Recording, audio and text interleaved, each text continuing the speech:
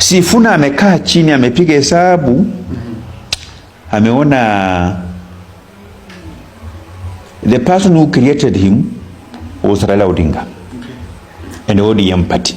Lakini mahali tunaelekea, Raila Odinga is staring at his political sunset. Na Sifuna akaona, because my political godfather is staring at his political sunset,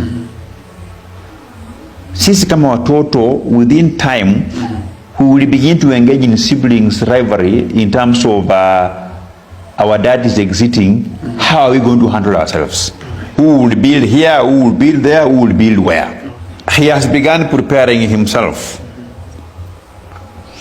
by being independent, being independent-minded, and appear like he can chart his own political path. Ni kama tu mkiwa watoto, you be in a compound where your parents are still young, and you just become lazy because you are being provided for everything that you need. You become very lazy. Right. But at the moment you realize, hey, my dad has retired from civil service and he has become old enough now, his time is moving now, you begin now to be hustlers on yourself. Unatoka hapo, unatafuta bahati yako kule peke yako, kutafuta kule, utarudi nyumbani, tafuta kule, unarudi nyumbani, doing some mark timing. Wale wanafanikiwa haraka, wanatoka kwa boma, wanaenda wanajenga mahali pengine, they go to buy some land elsewhere. So what Sifuna is doing is that he is preparing himself for an exit, because his political godfather is staring at his political crisis. Na mpaka atafutika kijisababu ya kusema hapa, he just want to exit.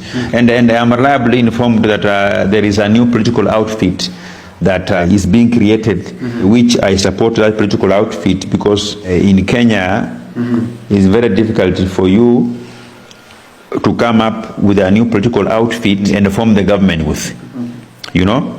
So the new political outfit that is coming now, I am in support, because by 2032 that new political outfit will be now on accelerating, and that's an outfit which even me, yours truly, I can join and even run for presidency, because in Kenya the people who win presidency are usually unmarked characters. So Kenya, na mkumbuke hii Kenya ni yetu sisi wote.